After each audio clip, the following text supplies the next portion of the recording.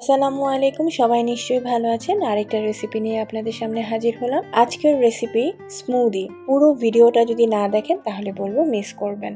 খুবই হেলদি একটি স্মুদি, খুবই মজা। প্রথমে আমি ফ্রোজেন স্ট্রবেরি দিয়ে দিচ্ছি আধা কাপ, একটা পাকা কলা, তার সাথে আধা কাপ ঠান্ডা ফ্রিজের দুধ আর আধা কাপ ঠান্ডা টক দই, সেটাও ঠান্ডা হতে হবে কিন্তু। আর মধুটা অপশনাল, আপনারা চাইলে দিবেন, না চাইলে দেওয়ার দরকার নেই। তার সাথে 12 পিস দিয়ে দিলাম কাঠবাদাম আর 2টা আইসের টুকরা দিয়ে আমি একসাথে ব্লেন্ড করে নিয়েছি।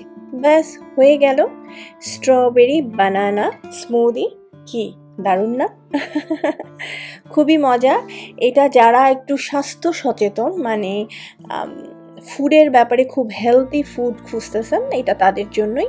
আশা করি ভালো লাগবে। ভালো লাগলে আমার চ্যানেলকে সাবস্ক্রাইব করবেন আর আমাকে অবশ্যই কমেন্ট সেকশনে কমেন্ট করে জানাবেন আপনাদের কাছে কেমন লেগেছে। সবাই ভালো থাকবেন। আল্লাহ হাফেজ।